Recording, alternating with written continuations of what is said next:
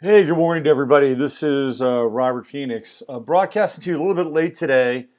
I've been up since 5 o'clock in the morning, and it feels like I have a freaking ranch here, but I really don't. I just had a ton of stuff to get done. It's amazing the workload that I've got just with a personal life and a couple of pets, and trying to keep all that together along with doing a show 5 days out of the week, having clients. It's a lot. I wouldn't have it any other way. But today I got up at like 5. I started working around my place at 5:30, and I really just finished at about 8:30 with all the stuff I had to do. So we're running a little bit behind today, and I do apologize for that. But I guarantee you will not be disappointed with today's show because there's so much going on right now. There is a ton happening. Like, it is off the chain, off the hook, crazy, crazy. And we're going to dive into all of it today. Let me go over to the YouTube side, see what's happening over there. We got some people. Okay, Paulette says I'm right on time. There's Isla, there's Lori, raining in California. Isn't there a song, It Never Rains in California? The girls only want ya. Remember that song? Albert Hammond, I believe. Let's see. Judy says, my computer, where my internet has been connected. My computer. There's Ani. And there's Isla. What's going on now? And let's see. There is the wonderful Joan Sefcik, DDS. Joan will be joining us in October. Hello, Phoebe. Good morning. Jeffrey Epstein news. We got that. We're going to cover that this morning as well. What else we got going on? How about let me just check in with the 15 minutes over in the. Hey, there's Maury. What's going on? It is Lori in Indianapolis. Lori and Maury together over on the 15-minute side. So we have Maury and Lori. Is there any other? Lori, welcome. Glad you guys could make it today. There is a lot going on. Wow. So I was up pretty late last night. Again, I was working, and came across my screen. Jeffrey Epstein, something happened to him. So let me just throw this right up there, okay? And trust me, we're going to get into Mueller and a bunch of other stuff today, but here we go.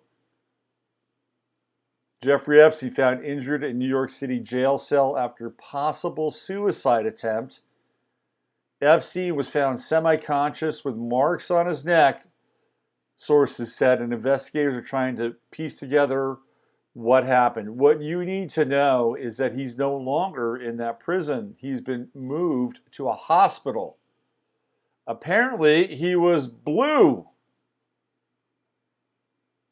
How do you become blue? Well, you become blue through asphyxiation. So he either tried to hang himself, somebody tried to strangle him, or it's just a big lie. In which case, he could be removed, he could be taken out, he could be extracted, he could be replaced. There's so many possibilities here. So many possibilities. But we do know that he's no longer in his cell, which means he is out in general public, theoretically, and anything can happen. Anything. He could be killed, he could be theoretically killed, he could be theoretically replaced. We've seen replacements before.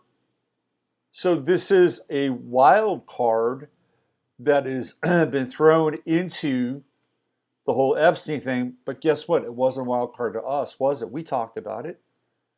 We said we'd be, I brought it up here. Be very surprised if he doesn't make it. We look at his chart. Saturn on his Chiron in Capricorn. Pluto near his Chiron in Capricorn? The guy's in hot, scalding hot, deep water, and he's dealing with the deep state and intelligence agencies and MI6 and Ghislaine Maxwell and the Mossad and the CIA and DynCorp and the Department of Defense. And my God, there is a trail of bodies, governing bodies, intelligence groups, and agencies that are connected with Jeffrey Epstein. 6 degrees. He out Kevin Bacon's Kevin Bacon, okay, at this point, probably. In fact, I was talking with a client last night, and some guy that works for her, Jeffrey Epstein is the godfather of their kid. I mean, come on now. It's a true story. True story. This is a good person. It's not a bad person. Just somebody that works for her. How about that? That's how extended Jeffrey Epstein is. Do you think that they're going to let this guy sing like a bird? Sing like a bird? No, it's not going to happen. Jeffrey Epstein will never, ever get in front of a jury or a judge, maybe for the bail setting. That's it. I'm on the record. That's the last you'll see of the Jeffrey Epstein that we thought we knew or might have had some kind of identification with a picture of who the dude is in our head. That guy's gone. We'll never see that guy again. Either he'll never make it to trial or they'll have somebody else step in. You know, they've been pulling a shenanigan and a charade with Ruth Bader Ginsburg for close to a year now. Why couldn't they do it with Jeffrey Epstein? It's quite easy. Very, very easy. There are lookalikes. Or look what they did with Hillary Clinton during the election. There were at least 3 or 4 of her floating around. They probably already have mocked up other Epsteins. That guy, and here's the deal. They know all the shit anyway. They've got all the goods on him anyway. They know. The NSA knows. The NSA knows just about everything. And if the NSA knows just about everything, well, Israel knows just about everything too, because Israel basically gives the NSA all their spying equipment. It's true. It's true. I believe, Verint, and was the other company, Nalis, or whatever it's called? Those are the 2 companies. They supply the NSA with all their listening equipment. What do you think they're doing? They're tapping in. They're getting everything too. Jeffrey Epstein he's bugged up to his 3rd eye.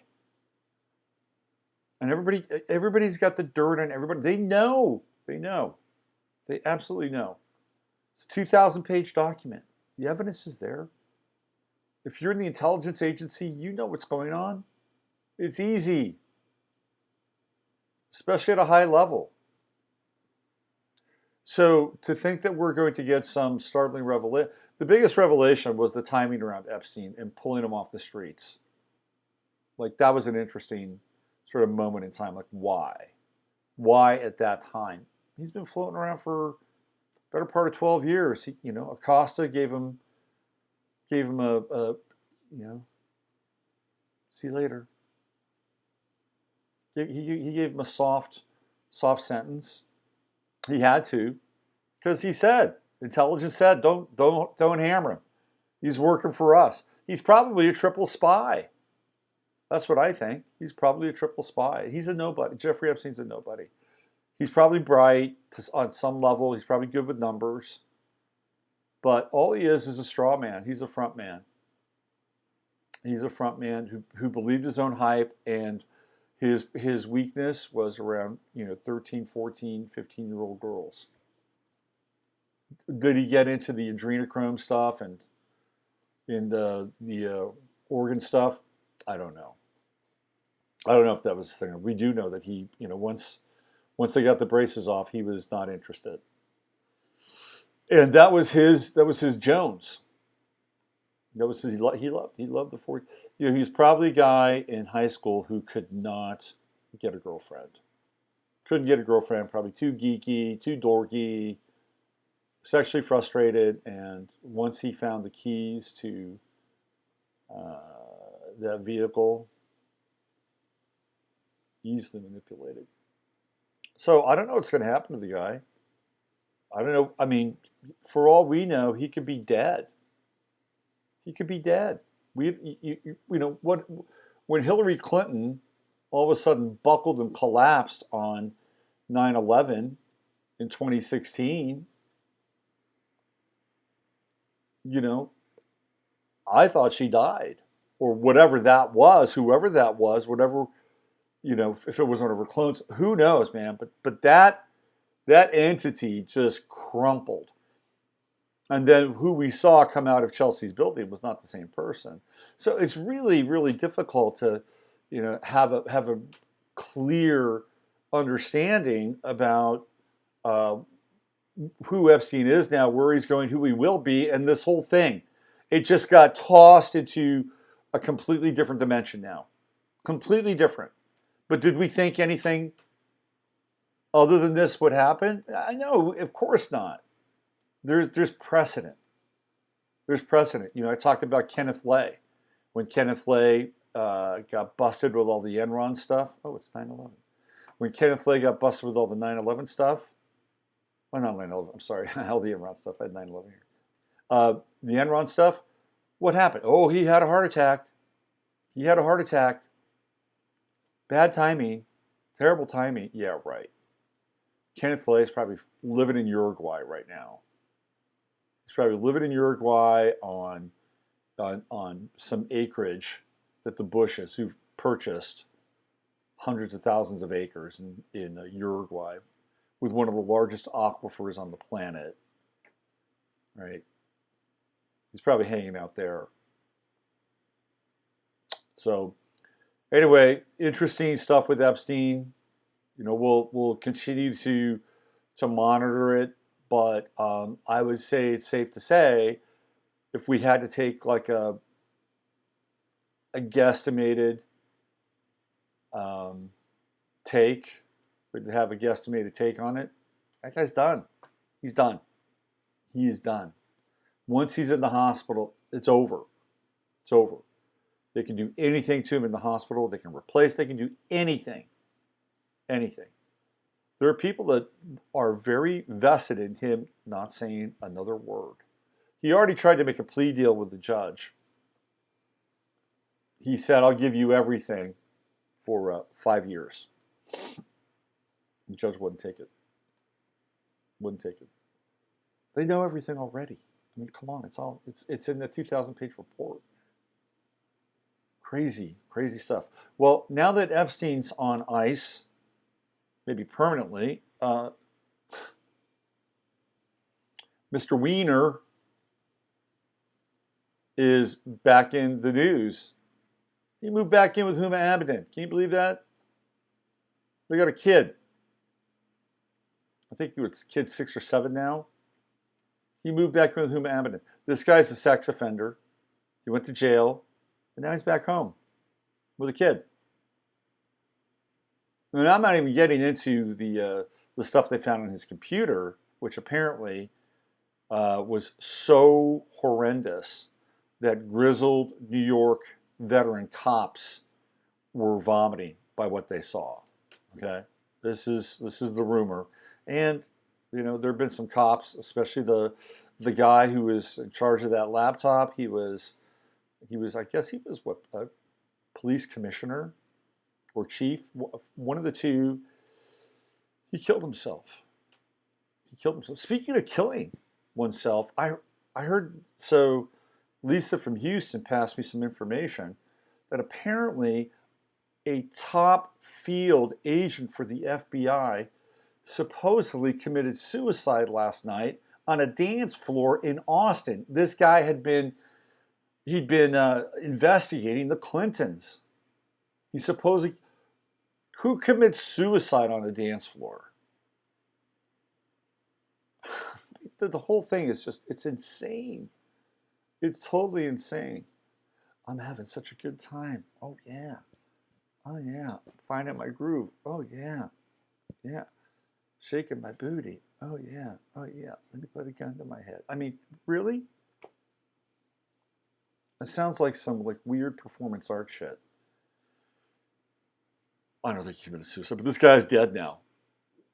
Apparently, this is. I mean, I have to corroborate this. This was sent to me today, and I actually saw a a piece of information that was connected to this last night.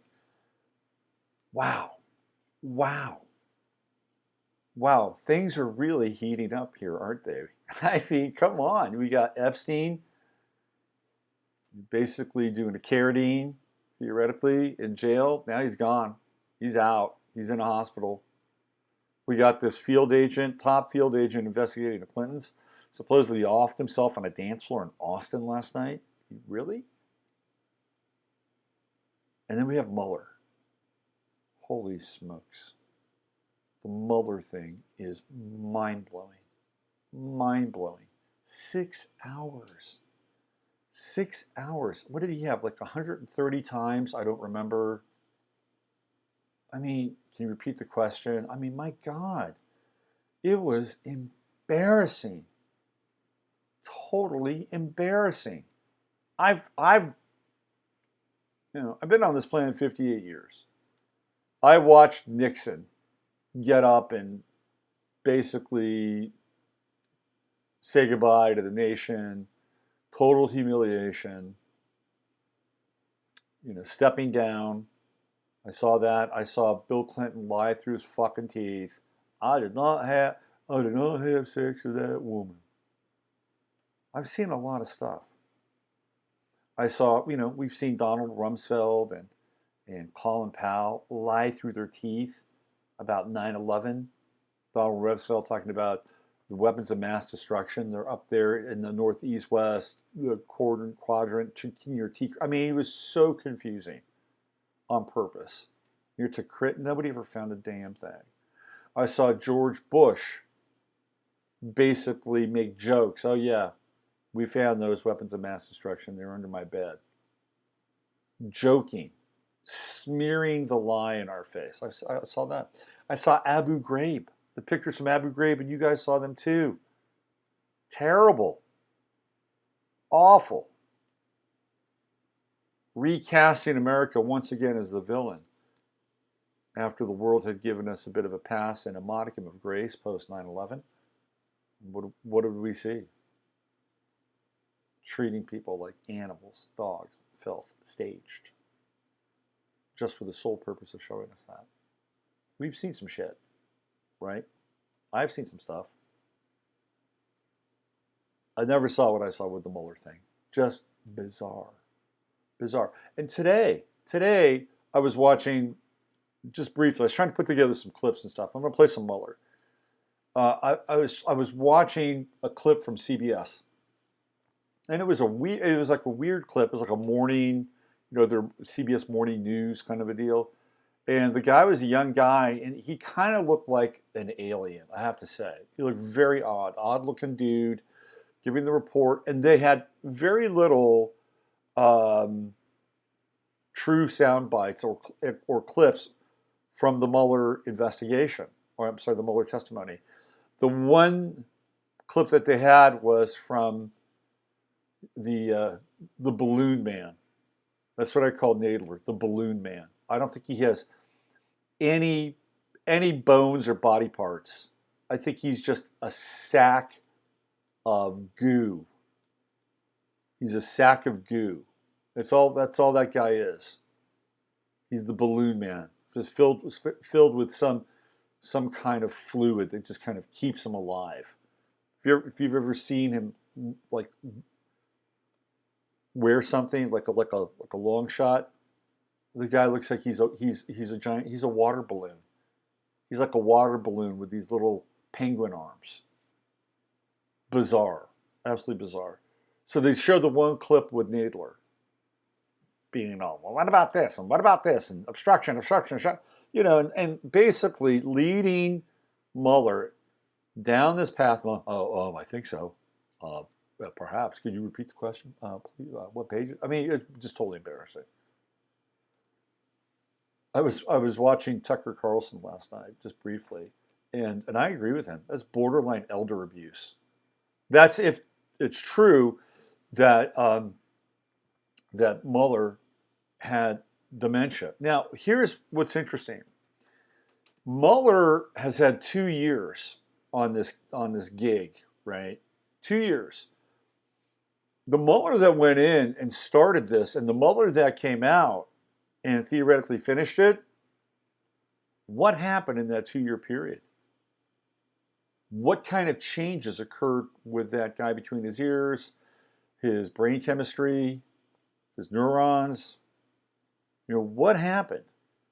Did Mueller become debilitated during that 2 year period? Now, we know that there are people who work in the U.S. Embassy in Cuba that are really screwed up in the head. Like something happened to them in Cuba. Like their frequencies were scrambled and they haven't been able to get them back online again. Could that have happened to Mueller? Was Mueller being tweaked and hacked over the course of the last 2 years? Question mark. Is it a natural form of dementia that just kind of unraveled over the last 2 years? Question mark. Was he hired because he was vaguely competent, and then the guy behind him, Andrew Weissman, was the guy that was running and pushing everything, and Mueller was just a puppet? Was that the case? Question. Was Mueller faking it? Was he playing the fool on the hill? Question. Was that even Mueller? Was this another kind of robotoid clone? When you see something like that, what you have is a lot more questions than answers. A lot more questions. And I think this is where today's title for today's stream, today's flame, Dazed and Confused. He is dazed and that guy was dazed and confused. And he was led along the primrose path by, of course, the Democrats, and basically agreed to whatever they said. I mean, was there some weird mind control going on with it? I mean, very bizarre. One of the most bizarre things I've ever seen. And this was somebody who was supposedly top-notch, super competent. The guy was a sniper. Robert Mueller was a sniper in the Vietnam War. He was a Vietnam War hero because he picked people off. And he performed the role of a sniper throughout his professional career. And what we saw yesterday was anything but somebody who was sharp and accurate. That was really bizarre. And we were forced to watch. We weren't forced to watch it, but it was almost like watching a car crash, a train wreck in slow motion. With multiple cars and the train buckling and, twisting and contorting and, sort of, kind of ripping off the rails and slow motion, just watching the whole thing. It just kept going. It kept going. It kept going. It was really embarrassing. Really, really embarrassing. It was embarrassing for these Democrats. And if you're a Democrat and you're into this, man, you've got a soul check. You got a soul check going on. And I'm not here as some kind of Republican, but this is your party, theoretically. It's representing you. This is the model of so-called democracy that you've invested in, you identify with, you support. If you're a member of that party, I'd be embarrassed. I'd be ashamed, to be honest with you. And this gets into this whole idea of demoralization. And I'm going to play a clip. It's a famous clip. I've talked about this clip for a long time. I started to talk about Yuri Bezmenov, I think probably around 2010. So about 9 years when I first discovered the clip. And it was about a 2-hour interview that he did with G. Edward Griffin. And I highly recommend watching the entire interview. Bezmenov was a KGB. He worked for the KGB. He defected. And he gave up a lot of information. And one of the most important things that he shared, he wasn't alive that long. I think he was only alive for about 6 years after he defected. And he taught classes. He actually taught Americans, which was pretty cool, to be honest with you. He went out and he taught people what was going on and what they were doing and how they could counteract the mind control that was taking place. He was very specific about the whole thing. I'm going to play 5 minutes. If you haven't seen Yuri Bezmenov and his breakdown of demoralization, you're in for kind of a horrific treat, okay? Because when he talks about it, and I've got some other kind of related pieces around it that I want to share. When he talks about it, I'm going to relate it back to what's happening with the Democrats and Nadler and this widening gyre, the greater gulf that's being forged between Americans. I'm going to talk about that, and I'm going to talk about it from kind of a spiritual perspective too. So let's look at the Mueller stuff, and let's just have our minds collectively blown here for about a minute and 50 seconds. Here we go.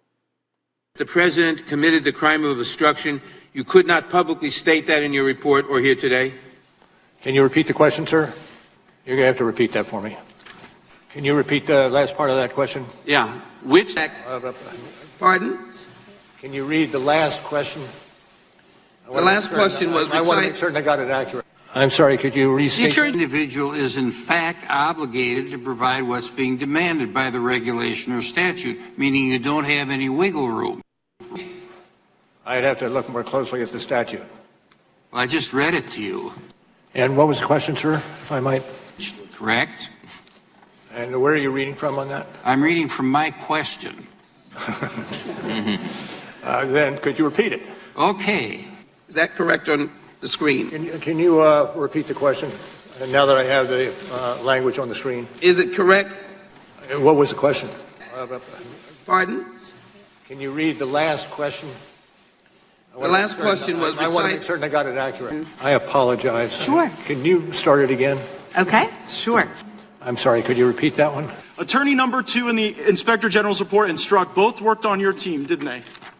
Pardon me? Can you ask? They both worked on your team, didn't they? I know. I heard Strzok. Who else were you talking about? Attorney number 2 identified in the Inspector General's report. Okay. And the question was?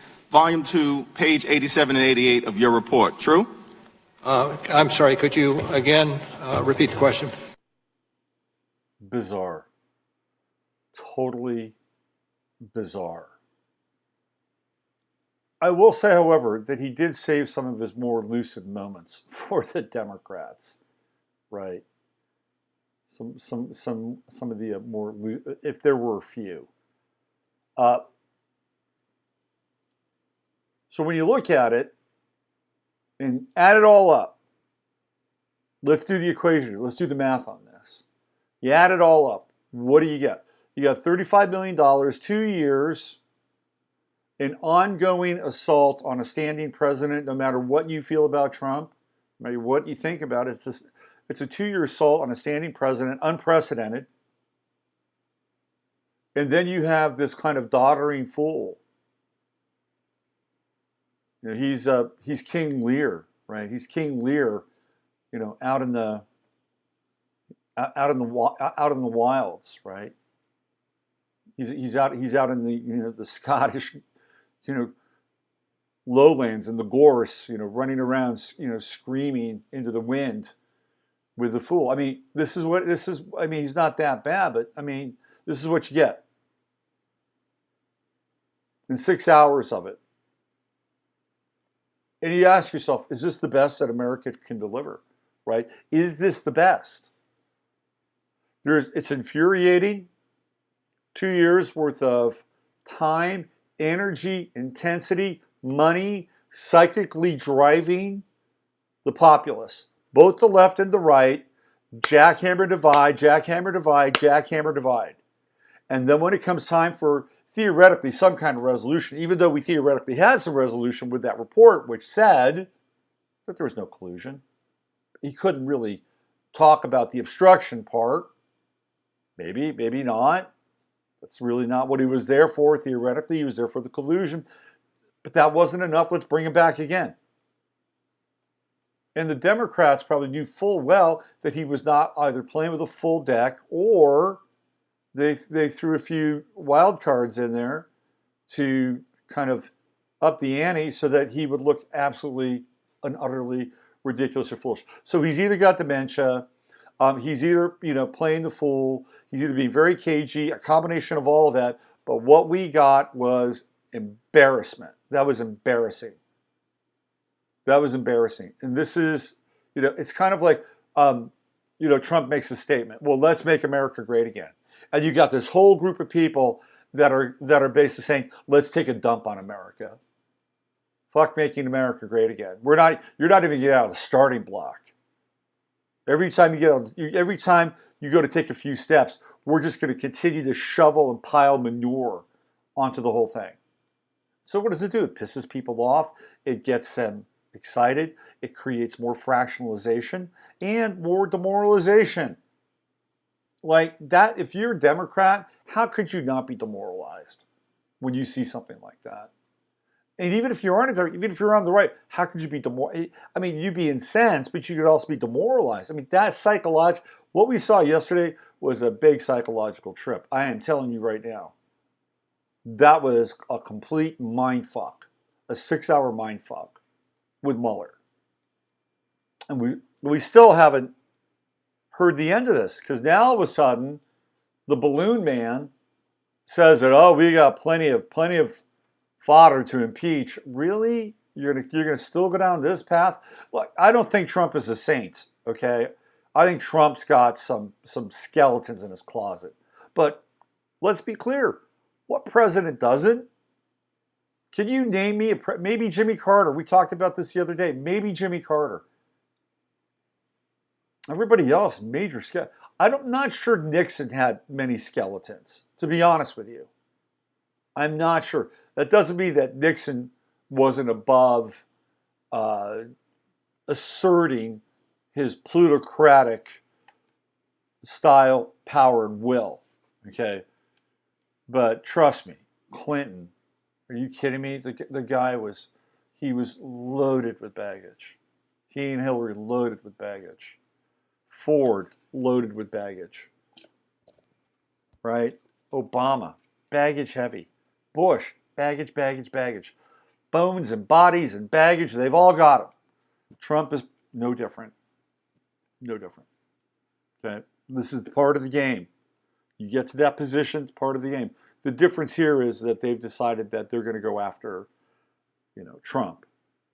And basically, that is their strategy. That's their strategy.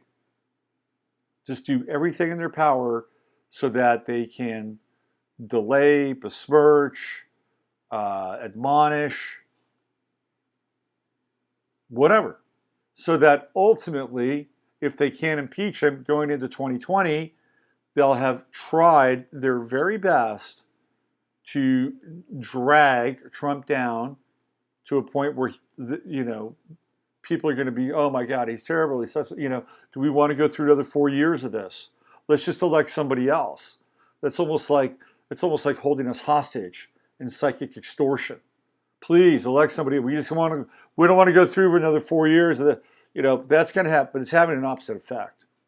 And people are waking up. They're waking up.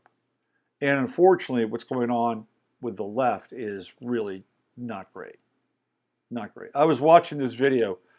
I wanted to play it. It's actually kind of too long, but I'll leave it in the chat. Or leave it in the show, the show chat, the description show. It happened a couple days ago in Los Gatos, California. There's this woman. There are two Trump supporters. Maybe I'll play it. God, I wish I could play it right now because it is really worth watching. There are these two Trump supporters. Older dude. They got a table on a sidewalk in Los Gatos, and some woman. You never see her, but she's holding a video camera, phone camera. They're just doing their thing. They're not messing with anybody. They just have their little stand. Whatever, right? Whatever. If somebody had a Barack Obama table, whatever. It's America. You could do these things. This woman rolls up in a BMW SUV, parks right next to their table. And she gets out and starts berating them for about 7 minutes. And she's loud and she's obnoxious and she's telling them to go back to where they came from. She looks like, believe it or not, a more masculinized version of Rachel Maddow. And she's going out into the streets and she's admonishing people. I mean, this woman is unhinged. And just as she's about to leave, she gets in her car, and it's an amazing moment. You can watch her almost become possessed. I kid you not. It's wild. She's about to get in her car, and then she stops, and she leaves the door halfway open. Okay, and then something comes over her, and she goes and starts heading for the woman with the camera. And she gets to the woman with the camera. And as she's going there, she looks to her left, clearly trying to see if there's anybody that's related to authority within hailing distance of this event. And what does she do? She jumps the woman with the camera, puts her hand in the woman's face with the phone cam, and the next thing you know, there's this chaos. And speaking of chaos, and then she's taken down. And once she's down, she says, "Oh, let me up, blah, blah, blah, blah, blah." She starts crying. Turns out she worked for Jackie Spear, who's a congresswoman in California. Jackie Spear took over for Leo Ryan. Leo Ryan went to Guyana and got snuffed in Jonestown in Guyana. And Jackie Spear was his personal aide. And she's been a congresswoman ever since. That woman worked for Jackie Spear. Unhinged. Totally unhinged. There is a madness that has been unleashed. Unloosed. All right, let me play you some Yuri Bezmenov before I run out of time here. I got to watch my time. Always got to watch my time now. Let me play this for you. If you haven't seen this, you got to watch this. Turn up your computer. The audio is not great. I tried to get it as high of a level as possible. So turn up your computer. Just giving you a little fair warning. Okay, I'm going to play the Bezmenov stuff, and I'm going to talk about it when we get back. It's about 5 minutes. 5 of the most important minutes you will witness on the internet. Here we go. The main emphasis of the KGB is not in the area of intelligence at all. According to my opinion and opinion of many defectors of my caliber, only about 15% of time, money, and manpower is spent on espionage as such. The other 85% is a slow process which we call either ideological subversion or active measures, активные мероприятия in the language of the KGB, or psychological warfare. What it basically means is to change the perception of reality of every American to such an extent that despite of the abundance of information, no one is able to come to sensible conclusions in the interests of defending themselves, their families, their community, and their country. It's a great brainwashing process which goes very slow, and it's divided in 4 basic stages. The first one being demoralization. It takes from 15 to 20 years to demoralize a nation. Why that many years? Because this is the minimum number of years which requires to educate one generation of students in the country of your enemy, exposed to the ideology of the enemy. In other words, Marxism-Leninism ideology is being pumped into the soft heads of at least 3 generations of American students without being challenged or counterbalanced by the basic values of Americanism, American patriotism. The result you can see. Most of the people who graduated in the 60s, dropouts or half-baked intellectuals, are now occupying the positions of power in the government, civil service, business, mass media, educational system. You are stuck with them. You cannot get rid of them. They are contaminated. They are programmed to think and react to certain stimuli in a certain pattern. You cannot change their mind, even if you expose them to authentic information, even if you prove that white is white and black is black, you still cannot change the basic perception and the logic of behavior. In other words, these people the process of demoralization is complete and irreversible. To get rid society of these people, you need another 20 or 15 years to educate a new generation of patriotically minded and common sense people who would be acting in favor and in the interests of the United States society. And yet these people who've been programmed and, as you say, in place and Yes. who are favorable to an opening with the Soviet concept, these are the very people who would be marked for extermination in this country? Most of them, yes. Simply because the psychological shock when they will see in future what the beautiful society of equality and social justice means in practice, obviously they will revolt. They will be very unhappy, frustrated people. And the Marxist-Leninist regime does not tolerate these people. Obviously they will join the links of dissenters, dissidents. Unlike in present United States, there will be no place for dissent in future Marxist-Leninist America. Here you can get popular like Daniel Ellsberg and filthy rich like Jane Fonda for being dissident, for criticizing your Pentagon. In future, these people will be simply squashed like cockroaches. Nobody is going to pay them nothing for their beautiful, noble ideas of equality. This they don't understand, and it will be greatest shock for them, of course. The demoralization process in the United States is basically completed already. For the last 25 years. Actually, it's overfulfilled because demoralization now reaches such areas where previously not even Comrade Andropov and all his experts would even dream of such a tremendous success. Most of it is done by Americans to Americans, thanks to lack of moral standards. As I mentioned before, exposure to true information does not matter anymore. A person who was demoralized is unable to assess true information. The facts tell nothing to him. Even if I shower him with information, with authentic proof, with documents, with pictures, even if I take him by force to the Soviet Union and show him concentration camp, he will refuse to believe it until he is going to receive a kick in his fat bottom. When a military boot crashes then he will understand, but not before that. That's the tragic of the situation of demoralization.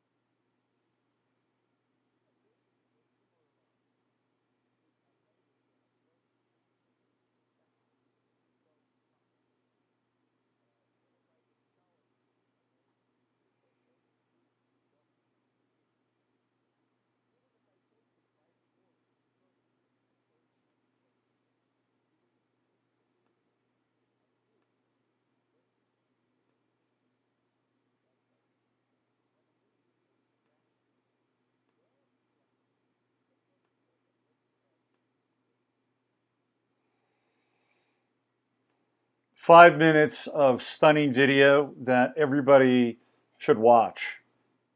Over in the chat room, Justice says, God, this is prophecy. Absolutely. Absolutely. You can see how it's all been laid out. and how America has become completely and utterly demoralized. And when that happens, people's spirits are broken. Okay. One of the things that he talked about, which is really mind-blowing, he said that you can tell these people that black is black and white is white, and you can show them proof and they still won't believe you. They still won't believe you. Where have we heard that before? Where have you encountered that? When you talk to people and try to show them the facts, you try to show them what's taking place, they don't want to hear it. They don't want to hear it. They're not going to hear it. And my theory is that because they've become so demoralized, that what they've done is they've abandoned their spirit. And then what's overtaken them is a different spirit, a replacement spirit, a simulacra of spirit, of being human. That they've divested themselves of themselves. And by doing that, they've divested themselves of their own divine and creative potential. And then what they adhere to and cling to is a dogma, an ideological dogma that is intractable. And this has trickled down now into the common language or the everyday level of discourse that we have. Right? This is what's happened. And he's totally laid it out. He has totally laid this thing out. I should be able to keep going here, right? Come on now. Where am I on the other side? Yeah, I'm here. I'm still good. I'm still broadcasting. Yeah. Still broadcasting on the YouTube side. To me, that was like the biggest takeaway. Because I've seen that clip a dozen times. But the biggest takeaway for me was this idea that, and he even says it, when you present the facts, it doesn't matter. And he also says that if indeed the day comes when there is a Marxist-Leninist socialist overthrow, those people are toast. They're burnt toast. They're not going to make it. Because they're going to find out that this wonderful world of great ideas, liberté, redistribution of wealth, they're going to find out it's a total lie. It's a total lie. And what they've been doing is fronting for a totalitarian existence. And this gets back to what we were talking about a couple days ago, or last couple days, which is infiltration and infestation. And the ultimate infiltration and infestation was our minds and our spirits. And we're seeing the end result of that. And it's not pretty. It's not pretty. And the whole Mueller charade is another level of that. It's another level of demoralization. So people can dispossess themselves of the spirit inside of themselves. And by doing so, they dispossess themselves of the divine spirit of God, which allows them to discern between right and wrong and truth and illusion. This is the beautiful thing about the divine spirit. It gives us discernment. It gives us the ability to see through things. When you let go of that, you don't have it anymore. And you're a zombie. Basically a zombie. You turn into that woman who went batshit crazy in Los Gatos a couple days ago. Okay, well, I want to thank the people that showed up today, even though it was a little on the late side. You are not zombies. You have not dispossessed your spirit.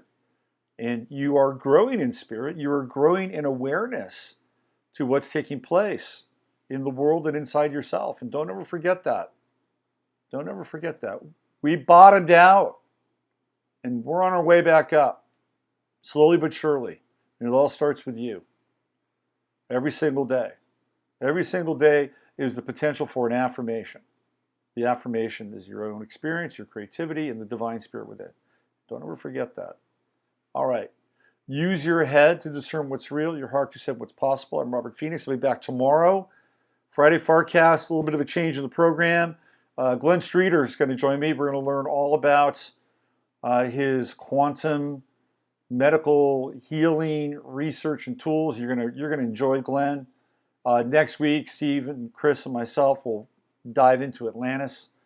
So join me tomorrow over on the other channel, and we'll get into the Friday Farcast with quantum healing with Glenn Streeter. Until then, I'm Robert Phoenix. You're you. Oh, by the way, I had some more signups for the event in October. So if you're interested, I encourage you to get in. It's starting to kind of fill up a little bit. So just want to throw that out there. And I'll have more stuff over on robertphoenix.com. Bigger. It's there. It's in the header. Right. It's in the header. You can get there through the header on the site. All right. I'm out of here. Have a great day, and I'll see you guys tomorrow. Ciao for now.